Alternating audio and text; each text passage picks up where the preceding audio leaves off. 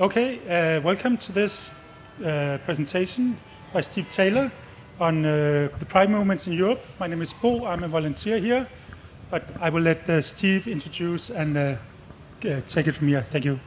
I start now.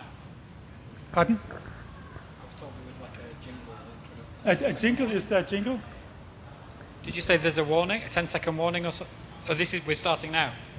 Sorry. Okay, we're live. Hello, everybody. Sorry, my misunderstanding. So my name is Steve Taylor. I'm a board member of the European Pride Organisers Association, which is Europe's Pride networking organisation. I am also Director of Communications for Copenhagen 2021, World Pride and Eurogames here in Copenhagen. And I was with Pride in London for 7 years, from 2013 until earlier this year. And my pronouns are he, him.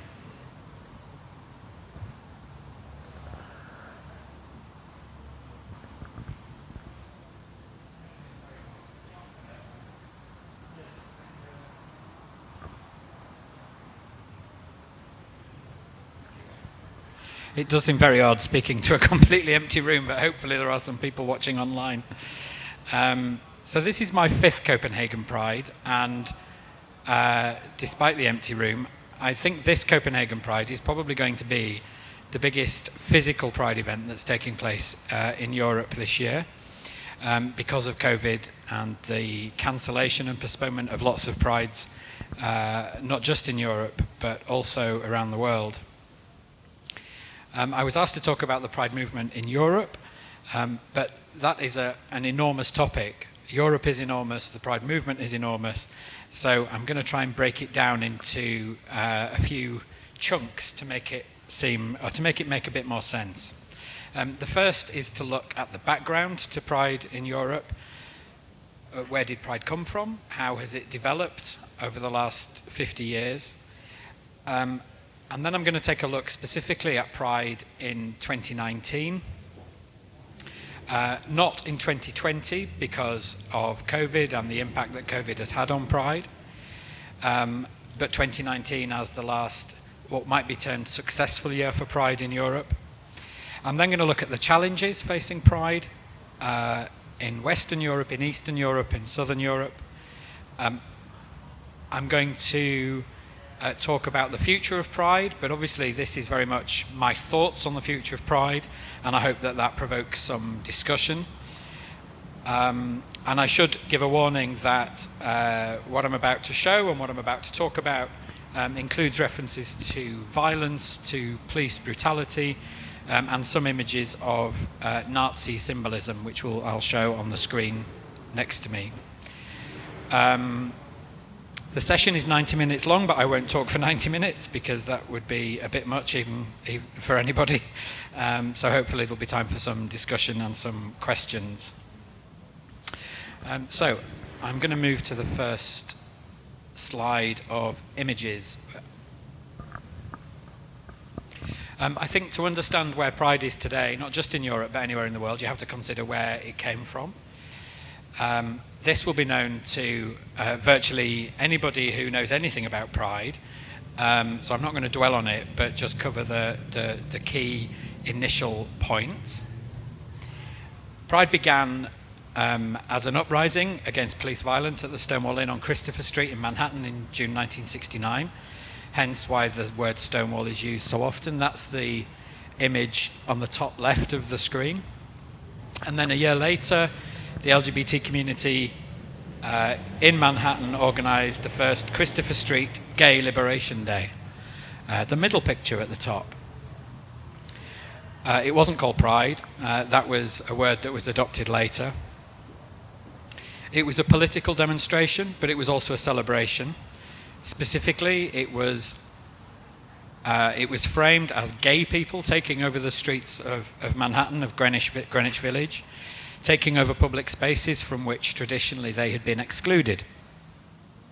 And so, counter to the idea that some people present today that the first Pride was a riot, or that protest has been lost from Pride, Pride has always been both from the very first Pride from 1970. There was protest, but there was also party. And that's what made Pride very different to other civil rights movements that had gone before. Within 2 years, Pride had reached Europe. The first one in Europe was organised by the Gay Liberation Front in London in June 1972. That's the picture at the top right. And it very quickly spread across Europe. Oslo 1974, Madrid 78, Berlin 79, Dublin in 1980, Paris 81. In the Netherlands, they began in 1881 with Pink Saturday, which used to move around the Netherlands. It was in a different city each year. Amsterdam came a permanent Pride a few years later. Copenhagen in 96, Stockholm in 98, and Warsaw in 2001. So it started to spread into the Eastern Bloc at the beginning of the 21st century. And European Prides began working together in 1991 when the European Pride Organisers Association was founded. And as a result of that, the first Europride was held in London in 1972, so the 20th anniversary of the first Pride in Europe. And then it's been held every year since, except 1995 and 2020. 2020 because of COVID. It was initially concentrated on Western capital cities, but then Warsaw in 2010, Riga in 2015, Thessaloniki it was supposed to be in 2020, and then in Belgrade in 2022. And then World Pride developed from the year 2000 when the first one was held in Rome, then in Jerusalem, London, Toronto, Madrid, New York, next year in Copenhagen, and then on to Sydney. And when there is a World Pride in Europe, there isn't a Europride in the same year. So next year's Copenhagen 2021 will also be Europride.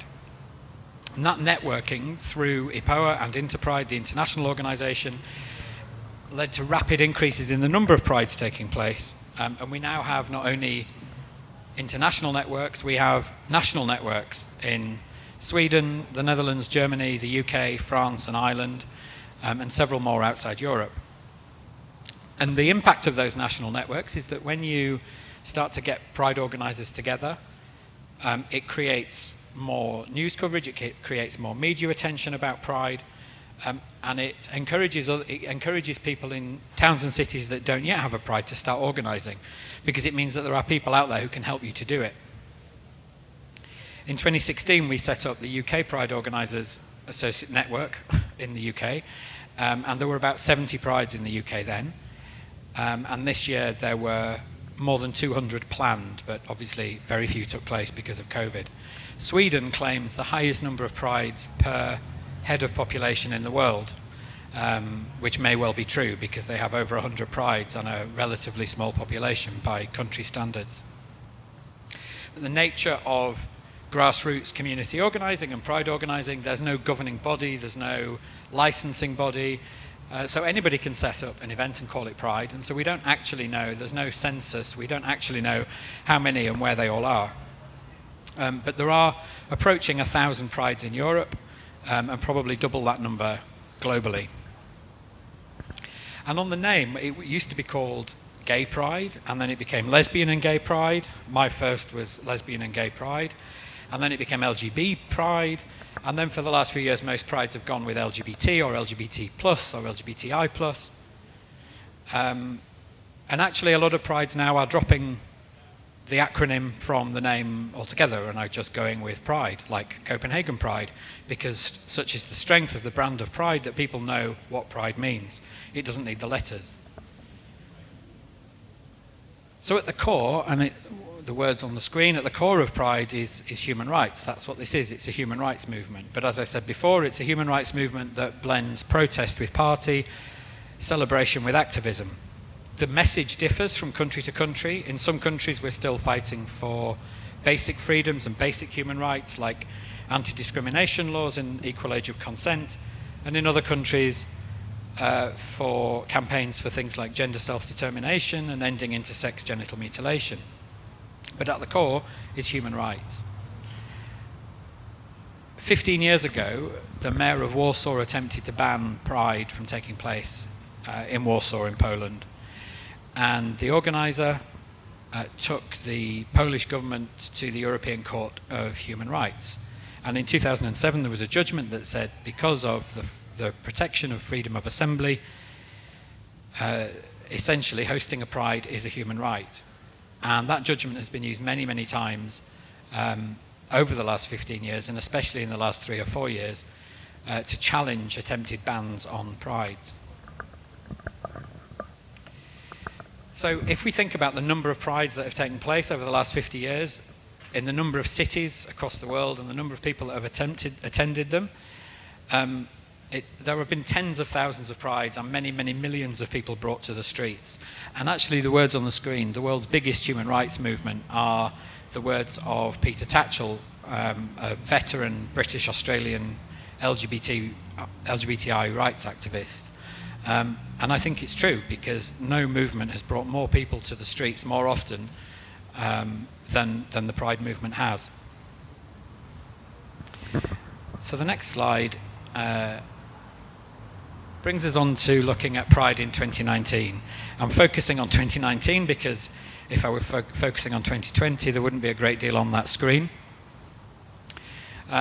Because it was the 50th anniversary of the Stonewall Uprising, there was a global focus on the commemoration of the Stonewall 50 at New York City when they hosted World Pride. The image at the top left is from New York City last June. They reckon they had 5 to 6 million visitors and participants. The march, took 12 hours. There were still people waiting to start the parade at midnight. It was a huge event, not what I think we expect here next August, we hope.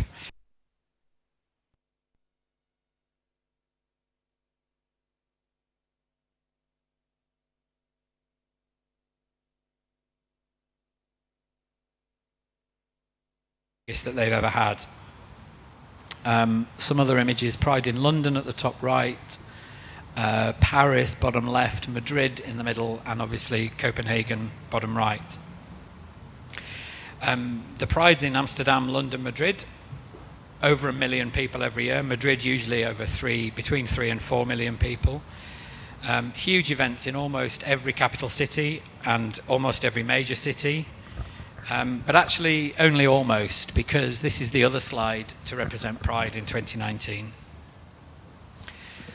Organising Pride continues to be a challenge in lots of places, including the Balkans, the Baltics, former Soviet states, countries in the Caucasus region, some of which are shown here. But as examples, I'm going to focus on Poland, Georgia, and Serbia in the experience there last year. The picture at the top right was nominated by a Polish archbishop for showing the bravery of a young man holding a crucifix aloft in front of police protecting a pride parade. The picture at the bottom left is of a Polish nationalist at a pride in Poland, an attempted pride in Poland last year. And in Poland, you've probably seen in the news, there are so-called LGBT-free zones. 10 days ago, the police in Warsaw cracked down on LGBTI activists protesting at an activist being arrested. The re-elected Polish president has described LGBTI ideology as being akin to communism. And last year, the mayors of 4 Polish cities attempted to ban Pride. Every single one of those bans was overturned. Every single one of those mayors received a letter from various different advocacy organisations, including the European Pride Organisers Association, reminding them of European case law that says that holding a human right is a human right, and to attempt to ban them is a breach of those rights. In Białystok in Poland, there was an attempt to hold the first Pride last year.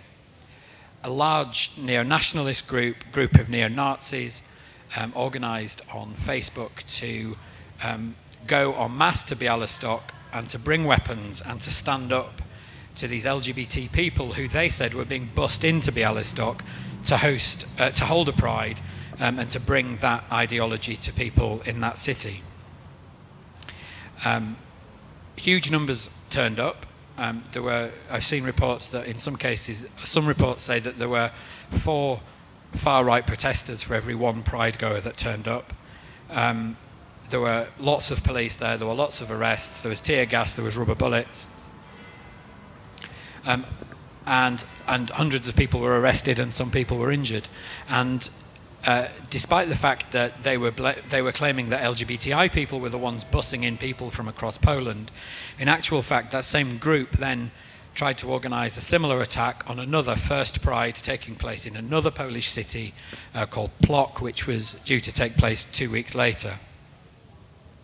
And there were violent protests at more than a dozen Prides. There is a vehicle called the Hate Bus, which drives around Poland, going from Pride to Pride to Pride, with loudspeakers shouting homophobic, transphobic, biphobic messages, telling people that LGBTI people are paedophiles, that they're a threat to their children. The picture at the bottom middle is from Tbilisi in Georgia, in the Caucasus, on Europe's border with the Middle East, where activists were attempting, not for the first time, to hold a Pride last year.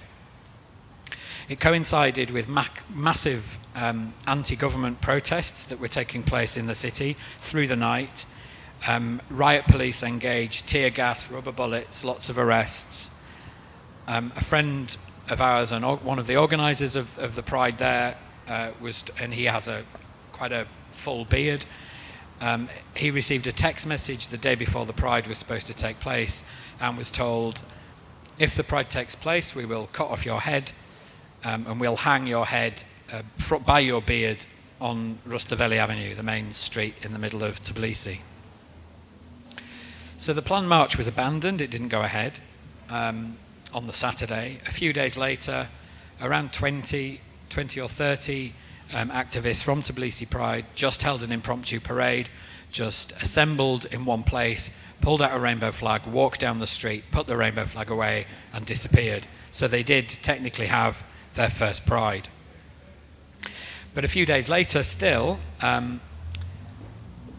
nationalists and neo-Nazis were holding an anti-Pride protest in the middle of Tbilisi, and so Tbilisi Pride organised a drone, hung the rainbow flag from a drone and flew it over the top of the nationalists.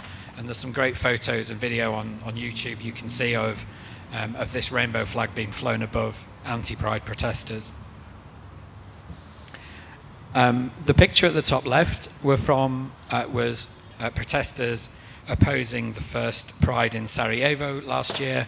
The second Pride in Sarajevo, which was supposed to take place this coming weekend, was cancelled because of COVID, but that cancellation has been welcomed by an imam who is praising God for the cancellation of Pride. And all across that region, Pride remains a real struggle. And so then the last one I want to mention is Belgrade, which, no, that's Ukraine in the middle at the top. Belgrade is the last one that I want to mention on this slide. So the first Belgrade Pride took place in 2001. There were huge disturbances, lots of arrests, and so there wasn't a Pride then for another 9 years. In 2010, it's known as the Belgrade Pride Riot. 5,000 armed police were on the streets. Large parts of the city were destroyed. Look it up on the internet and see the state of Belgrade after those protests against Pride. And Belgrade was always the Pride in Europe that was known for the high ratio of police to participants, far more police than Pride goers, just to protect them. But as time has gone on and over the last few years, Belgrade Pride has become more and more peaceful. There have been fewer and fewer protesters, and the ratio of Pride goers to police is now that there are more Pride goers than police.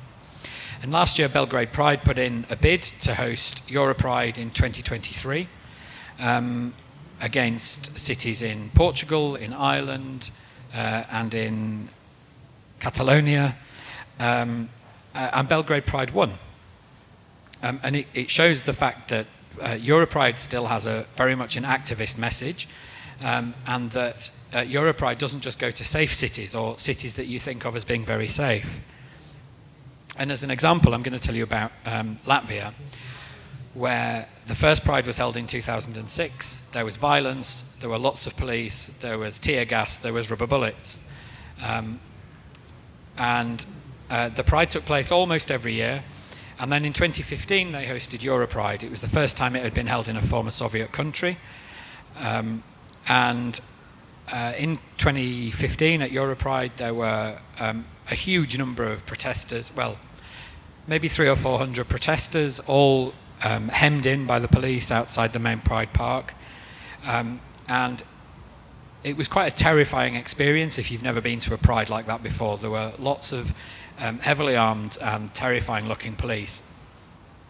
But 3 years later, when they held their next Pride, because Pride in the Baltic states now rotates, so it goes from Riga to Vilnius to Tallinn, and then it keeps going around, and it's now called Baltic Pride. At the next Baltic Pride in 2018, there were many, many more people taking part, many fewer protesters. There were maybe 20 or 30 protesters, and you didn't see the protesters because where they'd been hemmed in by the police, there were just these enormous American drag queens dancing in front of them so that you didn't even notice they were there. And that goes to show the power that an event like Europride can have when people come to visit a Pride and realise that actually we can go to Pride in these places and still have a good time and still have a positive impact. The last picture on there is to show that the issue is not really people opposing Pride is not an issue that's confined just to Eastern Europe or Southeastern Europe.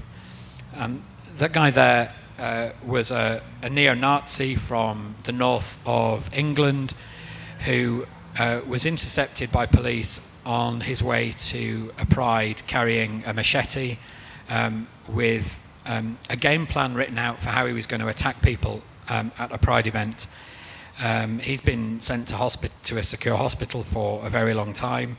It turned out that he's bisexual, so there are lots of potential reasons going on for him there. But he was lots of Nazi symbolism and literature in his house.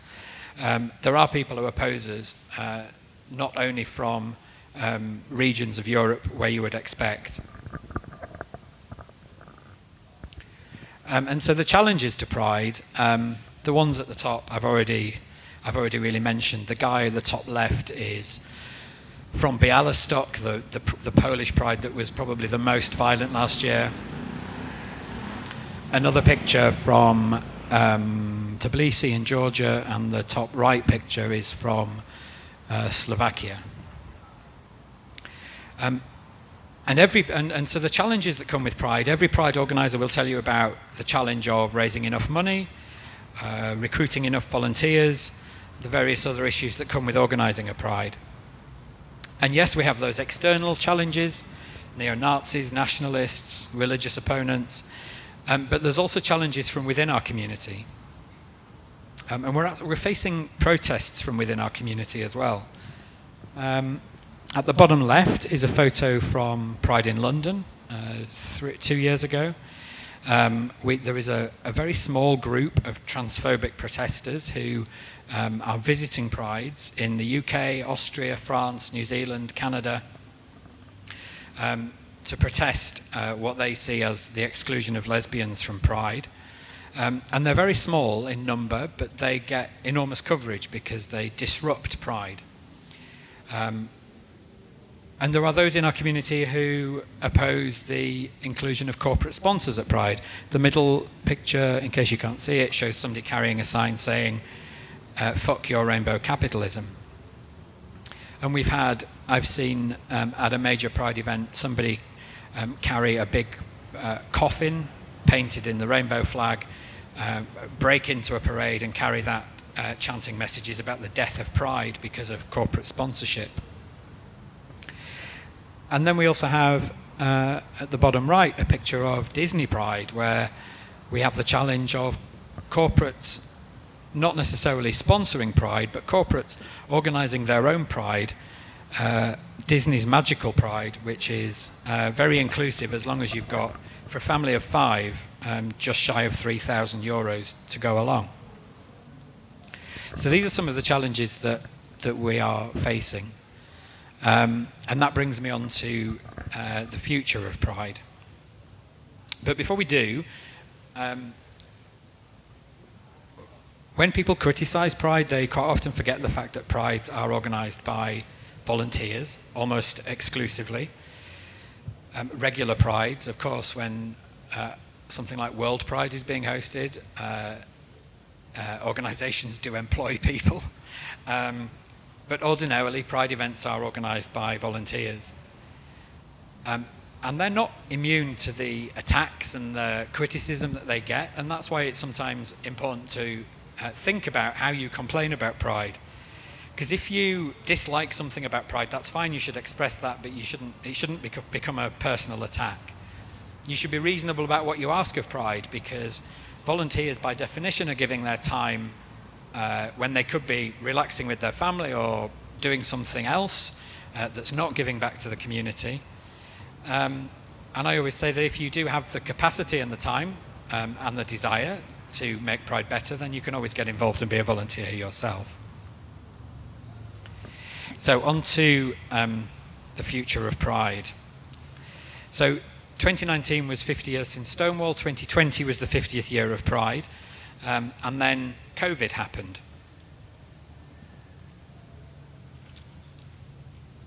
So it started to become clear in about February to most of us that things were going to be different this year. And Pride organisations got together in late February to look at the World Health guidance and work out how can we deliver Pride events following the World Health guidance on mass gatherings. And we held a webinar with Prides from all over the world.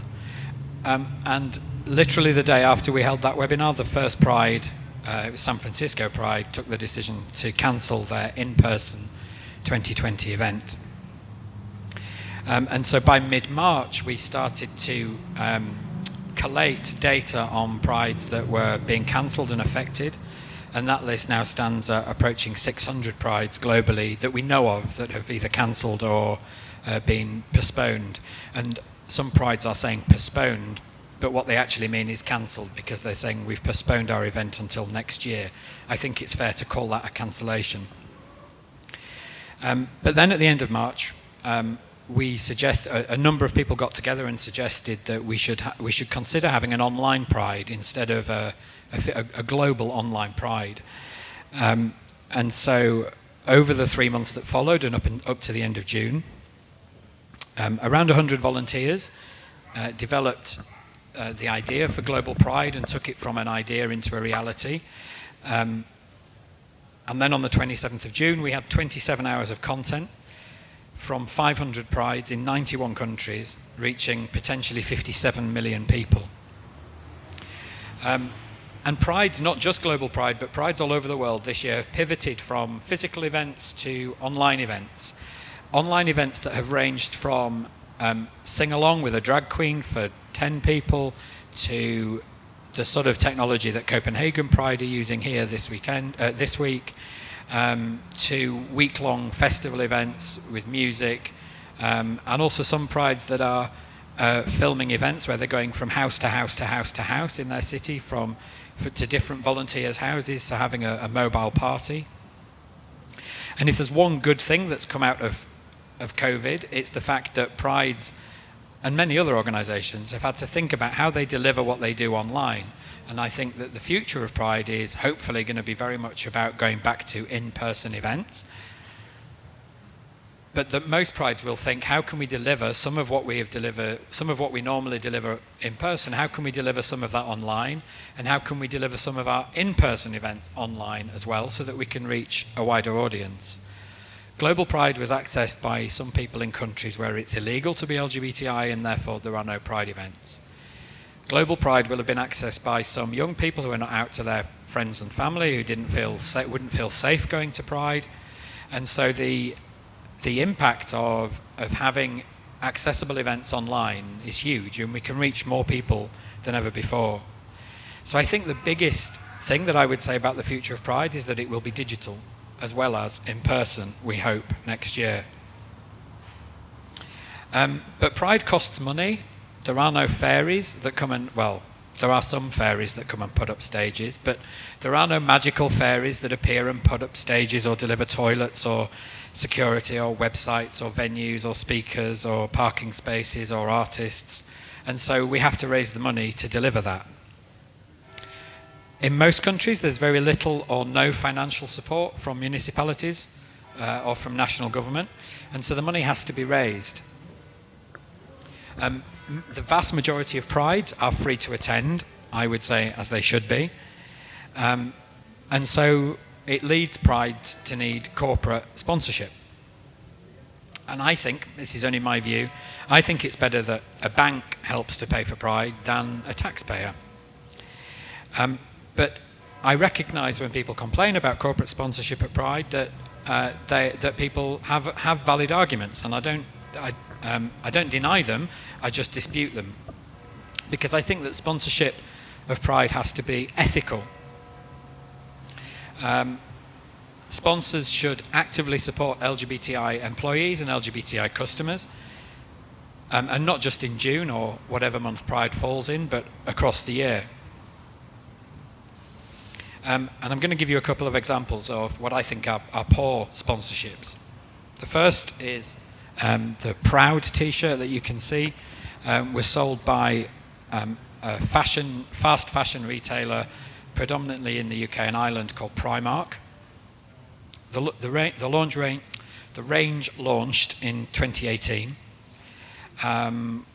T-shirts said things like proud, glad to be gay, it's great to be gay. But when you looked at the label, it became clear that the products were made in China, Turkey, Burma, and Bangladesh. 2 of those countries you can be put to death for being gay, but they were quite happy to produce a t-shirt there that said it's great to be gay.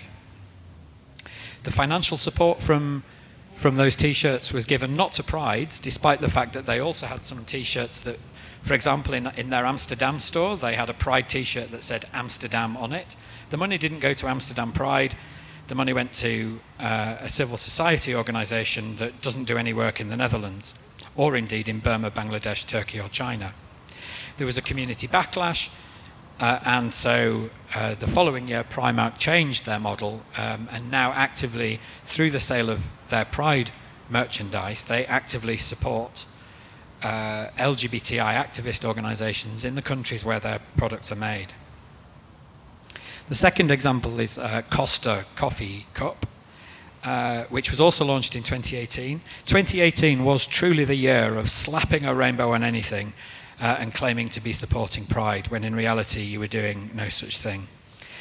So that Costa Coffee Cup was available in Costa shops around the world, and they said that they were supporting Pride. When they were asked what that support looked like, they said that for every cup sold, they were making a donation to their employee LGBTI group of 10 cents. Well, decent companies fund their LGBTI employee groups well anyway. They don't need donations from coffee cups. And again, there was a community backlash, and then Costa Coffee in future years have donated proceeds to LGBTI civil society organisations. So Pride products should support Pride. Prides should stand up to businesses who are making money from supporting Pride, including by donating money horizontally. So, it's easy for a big business to align with a big civil society organisation, but quite often the Pride that they're working from the back of in a town or city, a smaller town or city, will have a very poorly funded Pride that has no resources, and that's where they should be directing their donations. The point I always make is that you wouldn't sell an FC Copenhagen t-shirt and then give the money to AGF, to a different football team. That would make no sense. And that's effectively what's happening with Pride products. And there will always be those who dislike corporate involvement and oppose it, and that's fine. Anybody who doesn't like corporate involvement at Pride is welcome to organise a different Pride that has no corporate sponsorship. There can never only be one Pride in a city. There is always room for more than one Pride. And in lots of cities, Copenhagen included, in Glasgow, in London, in Amsterdam. There are lots of cities that now have more than one Pride, following different models. Next, on the future of Pride, I think we need to broaden the geographic reach of Pride. That photo, Europride, Welcome to Moscow Next, was from Europride in Riga in 2015. Prides are quite good at supporting each other at a local level in a specific country, but not so good, Copenhagen as a particular non-example. Some prides are not very good at supporting prides outside of their own particular country or region. And because there isn't a pride in some countries, we tend to think that there's no way of supporting the movement. But actually we can support LGBTI activists in Russia, Belarus, Azerbaijan, Armenia, Turkey, some of whom are coming here and speaking later this week, to organise prides and to, in countries where that's illegal, to challenge the law and the legislation that says it's illegal. That will take time. It's not easy, for example, with Moscow to just say, yeah, well, we're going to have a pride, even though it's illegal, because people will be arrested. And we know that when people in Moscow are arrested, it often ends with far more than arrest. But we've shown this year that with digital Pride, we can reach more people, we can deliver Pride in a very different way. So why can't we have hundreds of thousands or millions of people next year all over the world taking part in a digital Moscow Pride, geotagging themselves in Moscow, other activities, physical activities taking place in Moscow, to hold a Moscow Pride without actually being in Moscow. And then we can think about those prides like in Poland, in Georgia, in Ukraine, in Romania, in Hungary, facing serious challenges from right-wing governments, from right-wing mayors. Copenhagen Pride donated, I can't remember, 2,000 euros, I think, earlier this year to an appeal to support Pride organisers in Poland, and a number of other large Pride organisations did the same. This week, there are a group of Turkish activists coming here on Thursday. They're currently on trial on terrorism charges for organising a Pride in Ankara. The Pride took place last year. The case has just been adjourned again. I think this is the third adjournment. They are, if convicted, they're facing quite lengthy prison sentences. Come here on Thursday and support them. The Polish activists are coming here on Friday for an event, followed by a government meeting. And then the last three at the bottom are just reflecting intersectionality at Pride. We can all do more to make sure that Prides are more intersectional. The picture on the left, the Philadelphia flag with the brown and the black stripe, caused huge controversy when it was more widely adopted last year. The controversy was mainly amongst cisgender white gay men who felt that adding a black and brown stripe in some way affected them in a negative way, despite the fact it was simply being more inclusive. Some people said, well, that's not how the rainbow flag wasn't created with 8 stripes. Yes, it was. Look it up. The creator of the rainbow flag endorsed that flag before he died. The global response to Black Lives Matter, to the death of George Floyd and Black Lives Matter, shows us that there's a long way to go even within our own community, and that's why Global Pride centred Black Lives Matter in the programming on the 27th of June. And we've got Trans Pride and Bi Pride and Black Pride, and there is an event called Para Pride now in London, which is for disabled people. These prides are springing up, and they're a welcome addition to the Pride calendar, but they're only a welcome addition to the Pride calendar if they are springing up to add to inclusion, not because Pride organisations aren't being inclusive themselves. We have to ensure that trans people, BIPOC, bi people are welcome and included at Pride and part of Pride, part of the volunteer team, part of the people organising the events. And because of what's happening, because of the way in which trans people are absolutely facing horrific discrimination and abuse at the moment, we have to ensure that Pride remains completely trans-inclusive, as it always has been from the very beginning. I think as Pride organisers, we have to look at ourselves, we have to look at our own organisations and hold a mirror up. Is every part of our organisation reflecting the community that we serve? Do we look like our community? Are we gender diverse? Do we have people with disabilities? Do we have people with HIV? Do we have black, indigenous, people of colour? Do we have non-binary people? Do we have trans people? And that's not to say that if you don't have them now that you're failing, but if you can understand that you don't have them, then that's on the route to making sure that your pride is intersectional and does reflect your community. And it's not enough to, in the same way that lots of people have realised that it's not enough to be anti-racist, you have to stand up to racism. We have to be the same about LGBTI phobia. If you see or hear biphobia, just because you're a gay man doesn't give you some excuse not to stand up to that and to challenge that. In the same way that if you hear transphobia, you are obliged to stand up to that, and we can all do that, and we should especially do that when we're at Pride.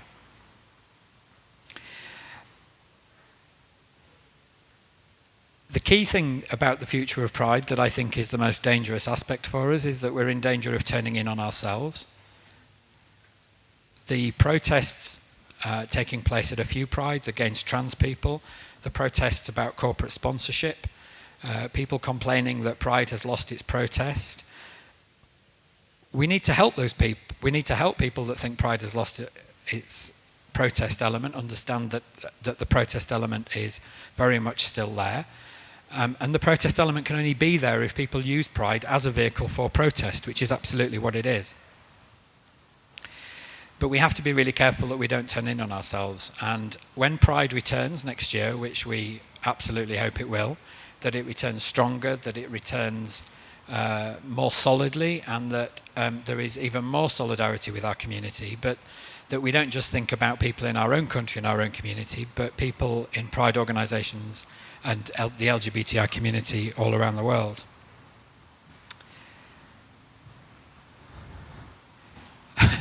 Discussion. Maybe I can start. There's one question from the audience. It was asked a while ago. I'm sorry if you wanted me to interrupt you, but let me ask it now. It's sort of question/comment. It says, what about Marsha P. Johnson and the fact that it was the BIPOC people who started it all? Saying anything else is BIPOC erasure. Yeah, I think I did say that Marsha P. Johnson was a trans woman of colour. Brenda Howard was a bi activist. These were all people who started our movement, and to pretend that trans people or bi people are a new addition to Pride is just historical revisionism. So we absolutely have to honour them.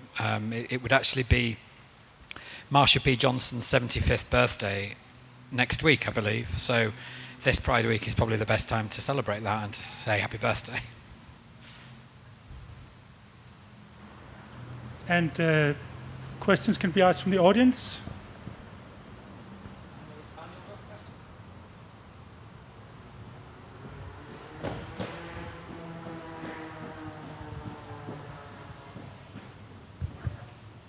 I have a question. It's about what other minorities could do as allies to help with Pride, because you're talking about the rainbow having 2 new colors, and a lot of us colored people who are Muslim or from Africa have a lot of discussions of how we can sort of unite when it comes to discrimination and stuff like that in Europe and globally. I think there are a number of ways that you can help and support Pride, and allies are always welcome at Pride, but allies from other intersectional communities are especially welcome at Pride because, in fact, this afternoon the Mayor of Copenhagen tweeted about how pleased he was that Pride was happening, and I looked at the responses, and there were a number of responses there that talked about him going to a Muslim area of the city and, oh my God, Pride won't be welcome there. We need to challenge those perceptions that people have about different intersectional communities' vision of what Pride is. And I'm sure that if you got in touch with the Copenhagen Pride team, they'd be really happy to talk to you about different ways that you could be involved, because there are endless ways. I mean, I know from my time with Pride in London, there is one of the directors or two of the directors of Pride in London, I believe, are of Muslim faith. 3 or 4 are people of colour, and the impact that they had when they stood up and challenged the racism that was being thrown was enormous. And so I think there's a huge amount of help that you can give, and also the things that Pride organisers can learn from you about your community, and things that we might know and might not understand. So have the discussion and involve us in the discussion, and see how you can help and how we can help you.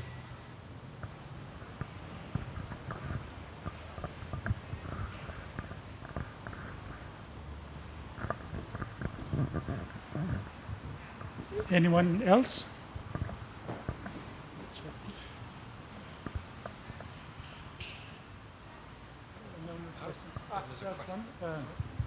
The question is, do you think that the continuation of digital events / activism will make it easier for LGBT communities across Europe to come together for support and change?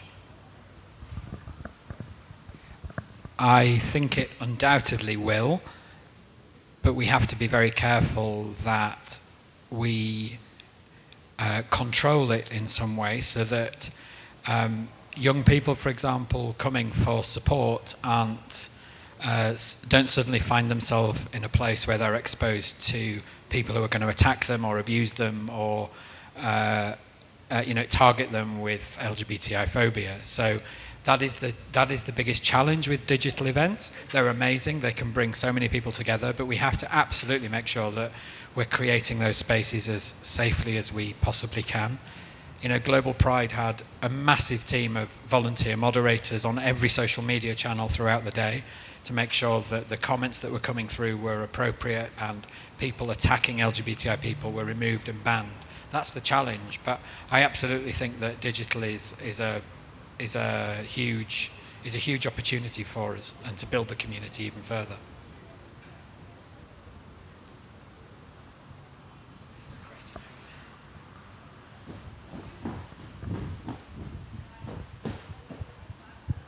Thank you.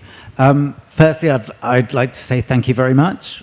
Your question was brilliant, and actually just your presence here is felt and valid, and thank you so much. That it's a step in the right direction, and let's work together. My question for the room, I guess, is how, in a fractured movement, and you spoke about that, how do we try and keep inclusivity without excluding people? And there are many elements within our community that would like to exclude other elements or other people. How do we bring us all together, and how do we go forward with that without becoming a space that says no? And 2021, the tagline is "You are included." Everybody is included. It should be all inclusive.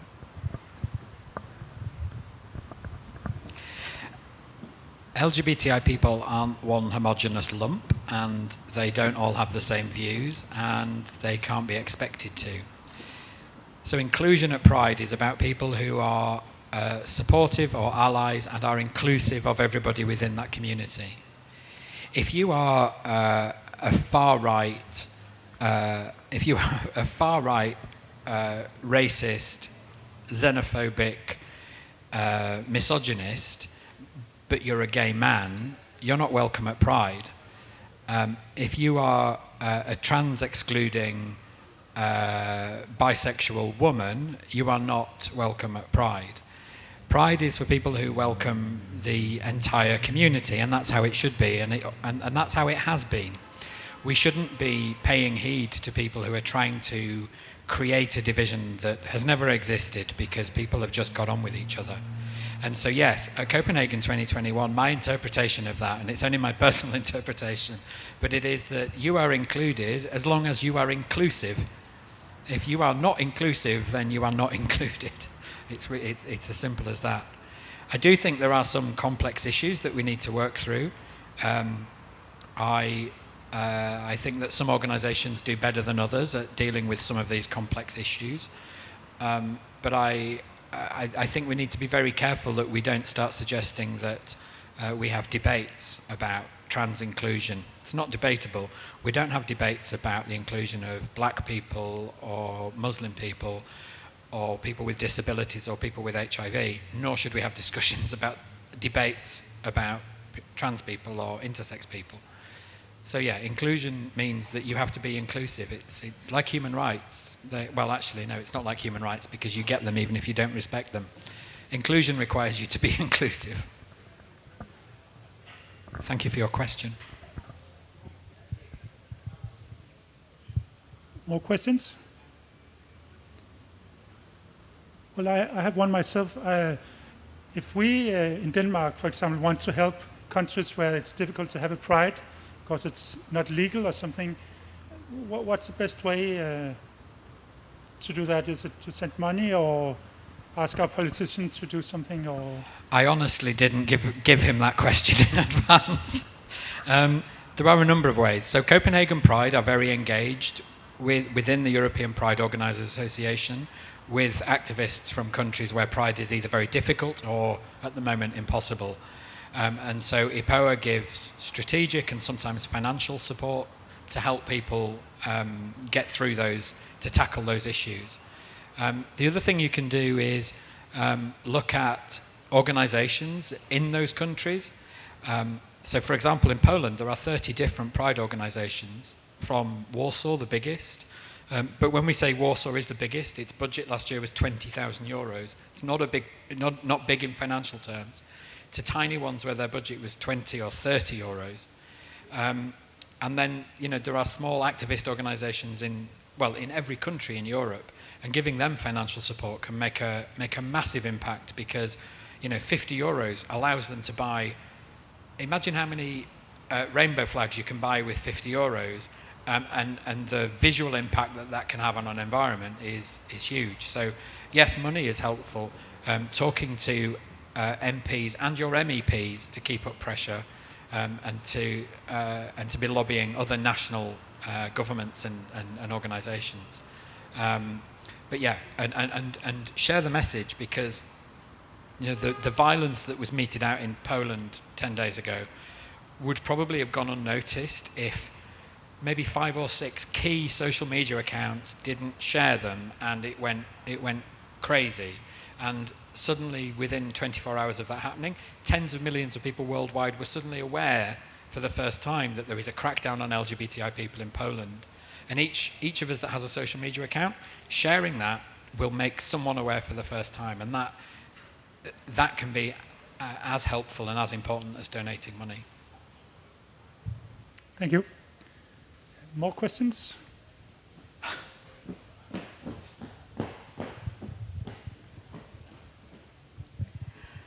Hi, I'm concerned about people with disabilities. I have a son who's got autism, and he's never been at Pride because he's worried that he'll be overwhelmed.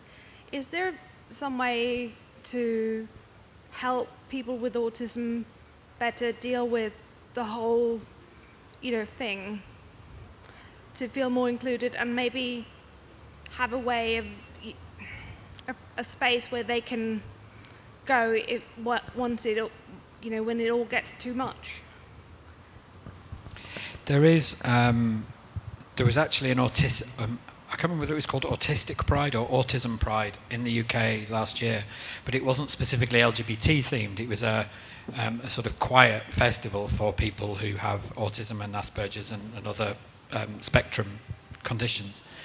There are some prides that have a quiet space in the parade. So Pride in London do this, for example. There is a bus you can travel on if that's what you want to do. There's no questions asked about why you're doing it.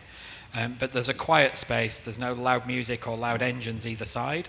And that space is maintained in the parade. And towards the end of the parade, there is a separate exit from the parade that they're allowed to take to a quieter space by the main stage. So you can do that, and there are now an increasing number of prides. You see where there is in the program it will say, oh, this event is quiet, or it has a quiet space, or it is a quiet event.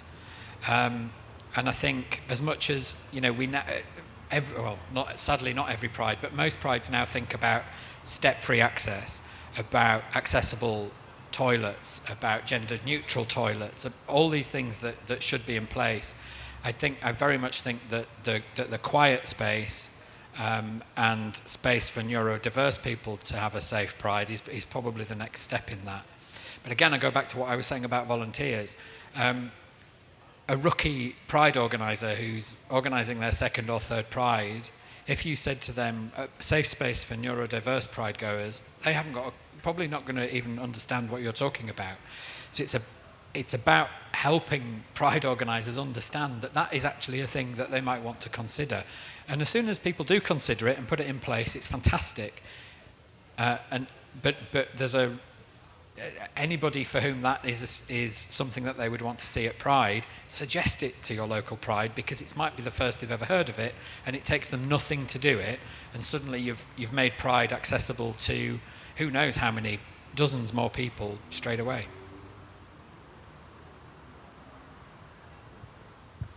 Thank you. More questions?